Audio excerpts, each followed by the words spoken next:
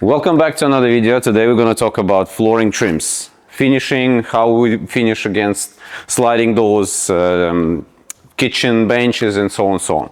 So basically, to understand what we're going to do today is see different profiles of flooring trims for floating floors and for glue down floors as well.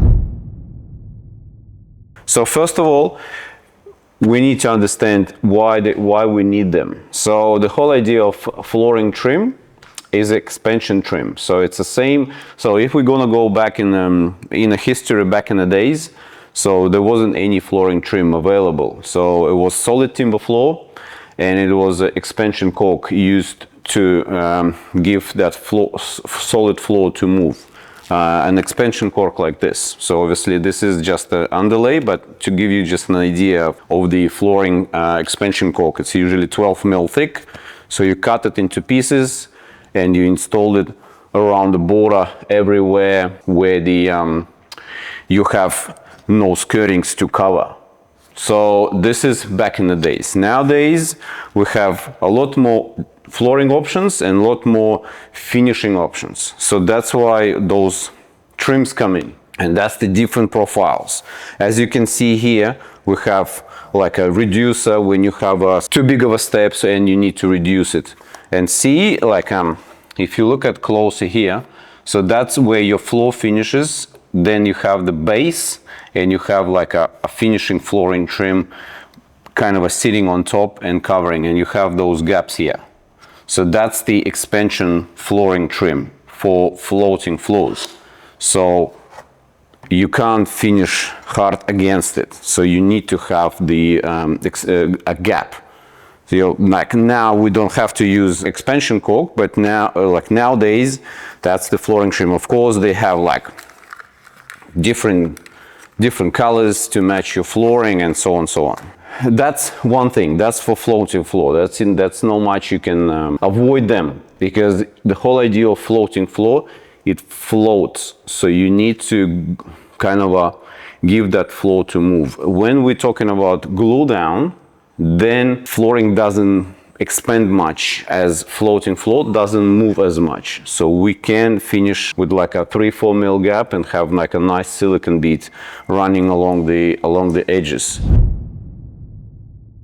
So the part two, basically for you to understand everywhere else. So if you have a perimeter of your house, of your bedroom, or anything, anywhere where you're laying your flooring, most likely you'll have a skirting boards. So you lay your floor, you finish like by the Australian rules 8 mil gap off the wall, and then you cover it with the skirting board. Everywhere else where there's no skirting board, like sliding doors, meeting or flooring with tiles, with carpet, with island bench and all that, that's where you have to use expansion trims.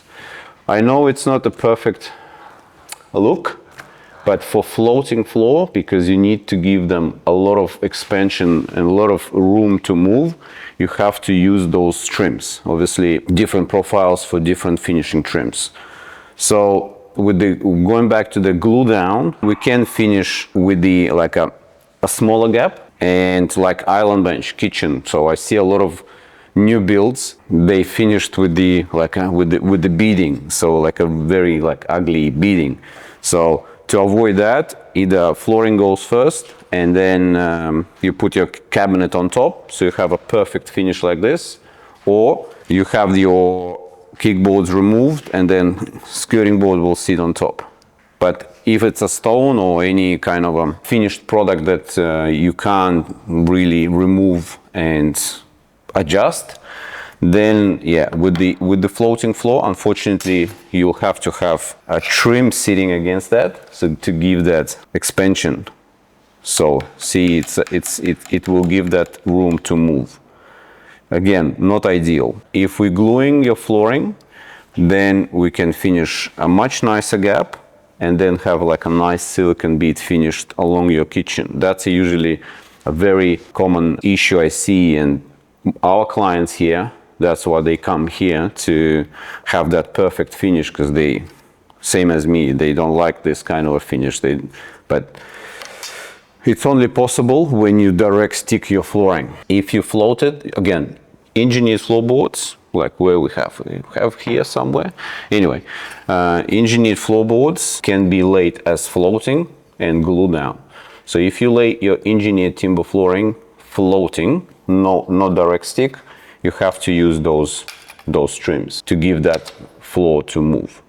If you direct stick them, you can minimize the gap, and that gap can be silicone. But with the silicone, be careful as well, because that's done very, very last, and you need to floor, I would say, give it good 4-6 weeks before you put the silicone down. So again, with engineered floorboards or any solid floorboards, you lay it, direct stick, you leave like a 4mm gap, nice 4mm gap, and then you leave it. You can't put silicone straight after you finish, because that floor will need a little bit to move, and silicone sometimes restricts that movement. So you need to give it 4-6 weeks before you can apply and cover that gap. That will be ideal.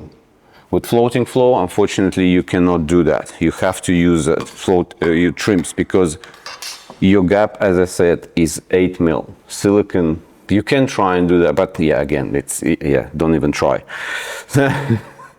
So yeah, 8mm, it's too big of a gap for silicone, plus floating floor, it always will move, and you'll have in weeks, you'll have cracks in the silicone. If you're doing it yourself, you don't really care. You can try and do that, but we cannot afford doing that for our clients, because again, it's going to be callback, and our reputation is much more important than doing floating floors and trying to finish with silicone. So no, if we're doing floating floors, which is like 5-10% of our jobs, because most of our jobs is a glue down, then it's the nice silicone bead.